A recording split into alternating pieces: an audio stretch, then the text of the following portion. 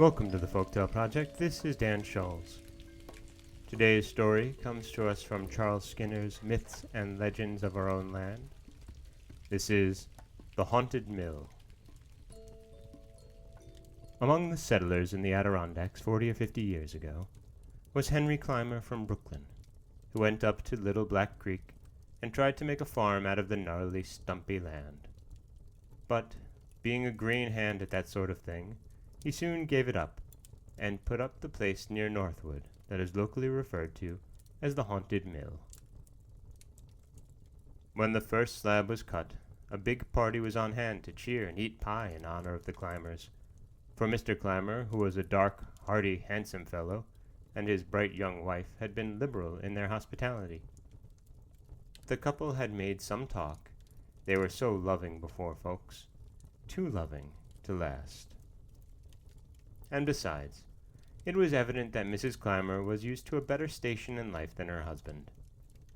It was while the crowd was laughing and chattering at the picnic table of new boards from the mill that Mrs. Clymer stole away to her modest little house, and a neighbor who had followed her was an accidental witness to a singular episode. Mrs. Clymer was kneeling beside her bed, crying over the picture of a child, when Clymer entered unexpectedly and attempted to take the picture from her. She faced him defiantly. "You kept that because it looked like him, I reckon," he said. "You might run back to him. You know what he'd call you and where you'd stand with your aristocracy." The woman pointed to the door, and the man left without another word. And so did the listener. Next morning, the body of Mrs. Clymer was found hanging to a beam in that mill. At the inquest, the husband owned that he had had a few words with her on the previous day, and thought that she must have suddenly become insane. The jury took his view. News of the suicide was printed in some of the city papers, and soon after that the gossips had another sensation, for a fair-haired man, also from Brooklyn, arrived at the place and asked where the woman was buried.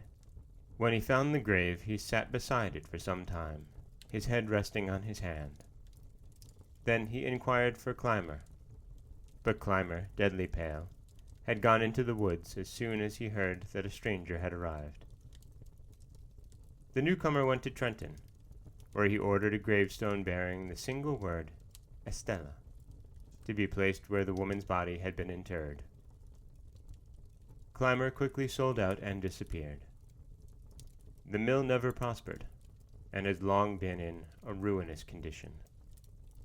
People of the neighborhood think that the ghost of Mrs. Clymer, was that her name, still troubles it, and they pass the place with quickened steps. And that is The Haunted Mill, from Myths and Legends of Our Own Land by Charles Skinner. This is Dan Scholes for the Folktale Project. Don't forget that you can subscribe to the podcast on iTunes, SoundCloud, Stitcher, Google Play, anywhere that you like to get your podcasts. You can follow us on Twitter at Folktale Project. You can find us on Auto Radio and TuneIn Radio. And you can always head over to folktaleproject.com, where you'll find a new story waiting for you every weekday morning. Thanks for listening.